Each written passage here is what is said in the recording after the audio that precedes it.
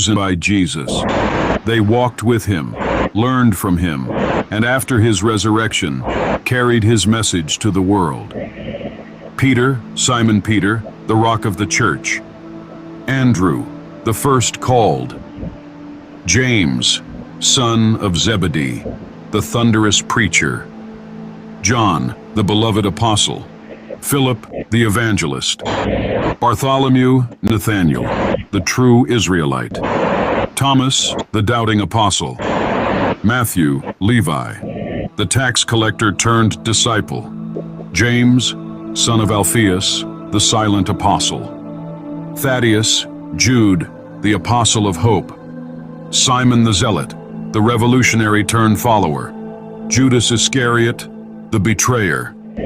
After Jesus' resurrection, the apostles faced a monumental task: to carry his message to the ends of the earth. With unwavering faith, they traveled across nations, some preaching in the streets of Rome, others venturing as far as India and Ethiopia. But their mission came at a cost. The apostles spread Christianity across the world, but their faith came at a terrible cost. One by one, they were hunted, tortured, and executed. Their stories are recorded in historical texts, church traditions, and ancient manuscripts. Let's begin with the man Jesus called the Rock, Simon Peter. Simon Peter, the leader of the apostles, was a bold preacher in Rome. But under Emperor Nero, Christians became targets. In 64 AD, after the Great Fire of Rome, Nero falsely blamed Christians and launched a brutal persecution. Peter was arrested and sentenced to death. Peter was crucified upside down, honoring his Lord even in death. His sacrifice became a symbol of unwavering faith, and his influence as the rock of the church endures to this day. Andrew, the brother of Peter, took the message of Christ to Greece, where he converted many to Christianity. But his teachings angered Roman authorities.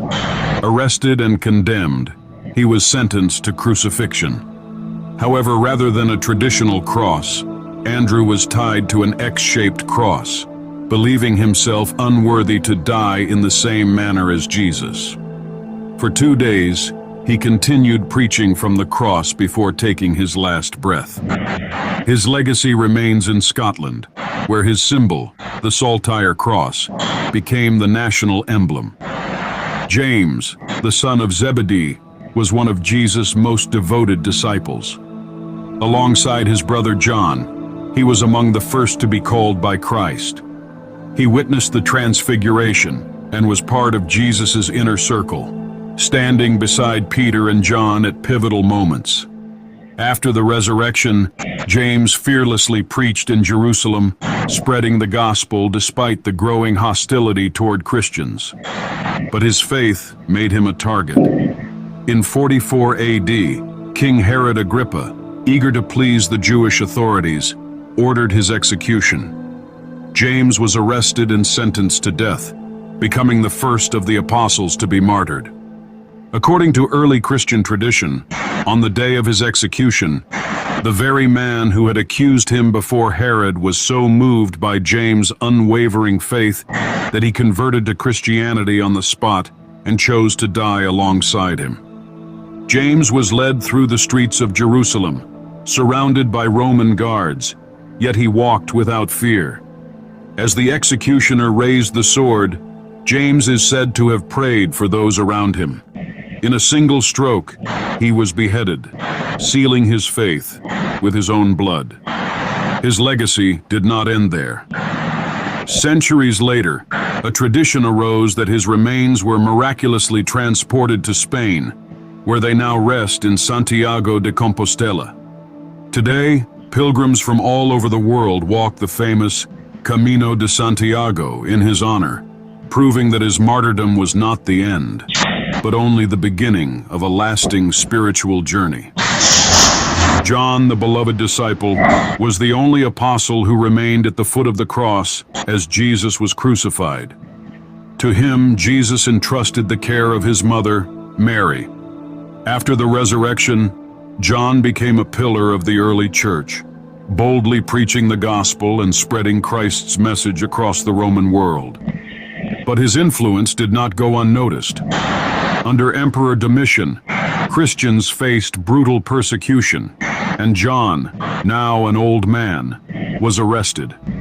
Roman authorities sought to silence him. According to tradition, they even attempted to execute him by boiling him in oil, but he miraculously survived. Fearing his resilience, they instead sentenced him to exile on the barren island of Patmos. It was there in solitude that John received a series of extraordinary visions. Inspired by divine revelation, he wrote the Book of Revelation, a prophetic account of the end times, filled with vivid imagery and profound messages to the early Christian churches. After Domitian's death, John was allowed to return to Ephesus, where he continued to teach and write. Unlike the other apostles, he died peacefully of old age, likely around 98 AD. His life spared, but his words shaping the future of Christianity forever. Today, the ruins of the Basilica of St. John in Turkey stand as a testament to his enduring legacy, reminding the world of the last apostle who walked with Christ and bore witness to his glory. Philip, one of Jesus' earliest disciples, played a crucial role in spreading Christianity to distant lands. Known for his deep understanding of Scripture, he boldly preached the gospel in regions hostile to the Christian faith. His journey took him to Phrygia, in what is now modern-day Turkey, where he performed miracles and converted many to Christianity. However, his teachings angered the Roman authorities and local pagan priests, who saw his growing influence as a threat. Philip was arrested in the city of Hierapolis and sentenced to death. According to tradition, he was crucified upside down on an X-shaped cross, much like his fellow apostle Andrew. Despite his suffering, Philip continued to preach from the cross, urging his persecutors to embrace the love of Christ. Some accounts suggest that his followers later removed his body and buried him in Hierapolis, where he had left an indelible mark on the Christian faith. Today, the ruins of Hierapolis stand as a silent witness to his sacrifice, and his legacy endures in the faith of millions who continue to spread the message he once carried to the world. Bartholomew, also known as Nathaniel, was one of the lesser-known apostles, but one of the most devoted. After Christ's resurrection, he took the gospel to distant lands, including India, Mesopotamia, and Armenia. It was in Armenia that he made his most significant impact, converting the king, Polemius, and many of his people to Christianity. But not everyone welcomed his message. The king's pagan priests, furious over the loss of their influence, conspired against Bartholomew. They turned the king's brother against him, and soon a terrible decree was issued. Soldiers seized the apostle, and he was condemned to one of the most gruesome deaths recorded in Christian history. According to tradition, Bartholomew was flayed alive, his skin torn from his body before he was finally beheaded. Despite this horrific fate, he never renounced his faith. His death became a symbol of unwavering devotion, and his story spread far beyond Armenia. His relics were later taken to Rome, where they remain in the Basilica of St. Bartholomew. To this day, he is venerated as the patron saint of tanners, bookbinders, and those who endure suffering for their beliefs. Thomas, often remembered as Doubting Thomases for questioning Jesus' resurrection, went on to become one of the most fervent missionaries of the early church. His journey took him farther than any of the other apostles, to the distant lands of India, where he preached the gospel to those who had never heard of Christ.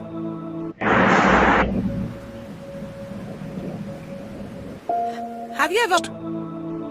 According to tradition, Thomas traveled across southern India, converting many to Christianity and establishing several churches.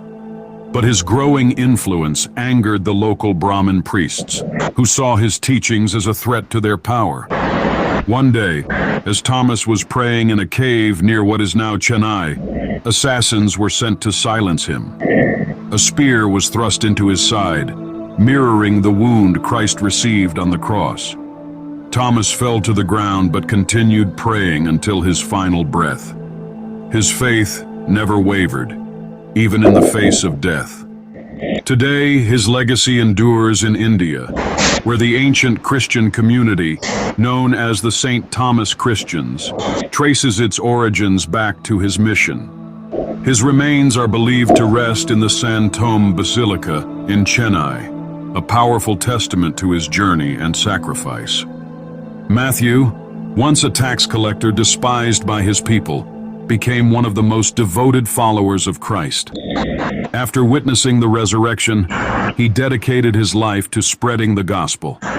He meticulously recorded Jesus' teachings, producing the Gospel of Matthew, one of the most widely read books in history. His missionary journey took him to Ethiopia, where he preached to both the nobility and the common people. Many converted to Christianity, including a local king. But this enraged the region's pagan priests, who saw their power slipping away. Determined to stop him, they convinced the new ruler to have Matthew executed. According to tradition, he was stabbed with a sword while leading a church service, his blood spilling on the altar where he had just preached the message of Christ's love. Though he was silenced, his words lived on. His gospel became one of the foundational texts of Christianity, guiding believers for centuries. To this day, he is revered as the patron saint of tax collectors and accountants, proof that even the most unlikely of men can become instruments of God's will. James, the son of Alphaeus, was one of the most faithful yet least spoken of apostles, often referred to as James the Less.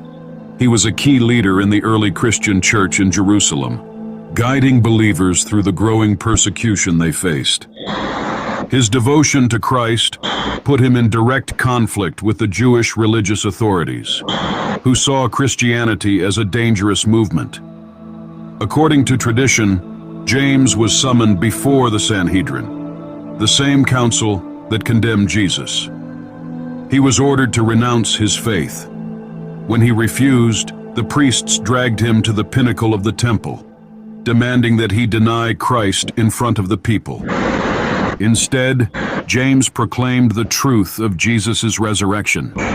Enraged, his accusers threw him from the temple's highest point, but he survived the fall. As he lay injured, still praying for his enemies, a bystander struck him on the head with a club, ending his life.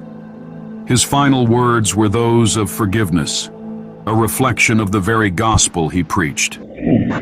Though his name is less famous than others, James's leadership helped establish Christianity in its earliest days. Today, he is honored as a saint, and his story serves as a reminder of the cost of true discipleship. Jude, also called Thaddeus, was one of Jesus' most devoted but lesser-known apostles. Often confused with Judas Iscariot, he instead became a symbol of unwavering faith. He traveled far to spread the message of Christ, working alongside Simon the Zealot in Persia, where they converted many to Christianity. But their success angered the local religious leaders, who saw Christianity as a threat to their ancient traditions. They convinced the Persian king to put an end to their teachings.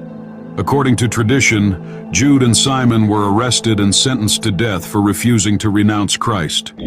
Jude was brutally beaten to death with a club, while Simon was executed by the sword or spear. Their deaths were meant to silence them, but their legacy endured. Today, St. Jude is widely venerated as the patron saint of lost causes, offering hope to those in desperate need. A fitting tribute to an apostle who never lost faith, even in the face of death. Their bodies were later taken to Rome, where their relics now rest in St. Peter's Basilica, a lasting reminder of their sacrifice. Simon the Zealot, known for his fiery passion and unwavering devotion to Christ, carried the gospel to far-off lands after Jesus' resurrection. He traveled extensively, eventually reaching Persia, where he preached alongside Jude Thaddeus, converting many to Christianity. But their growing influence angered the region's pagan priests, who feared losing their hold over the people. They convinced the Persian king that the apostles were a threat to the kingdom. As a result, both men were arrested and sentenced to death.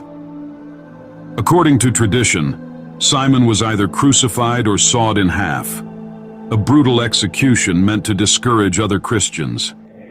Despite the suffering he endured, he never renounced his faith, standing firm in his belief that Christ was the true king. Simon's sacrifice, along with Jude's, did not silence the gospel. Instead, their martyrdom inspired countless believers, and their relics were later taken to Rome, where they now rest in St. Peter's Basilica. Judas Iscariot, the apostle who would forever be remembered as the betrayer, was once a trusted disciple of Jesus.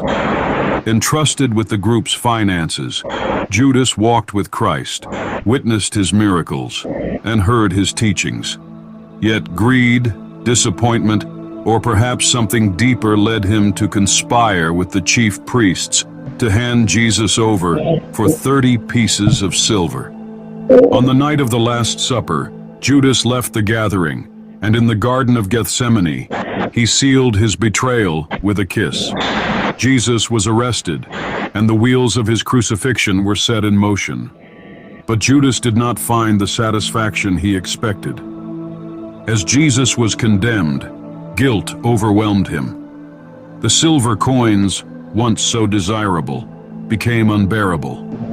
In a desperate attempt to undo his betrayal, he threw the money back into the temple, but the priests refused to take it, calling it blood money. Alone and consumed by despair, Judas went out and hanged himself.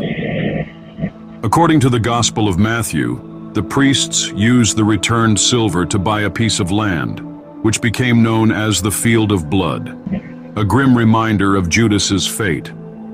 Some accounts, like the Book of Acts, describe his death differently, emphasizing the tragic consequences of his betrayal.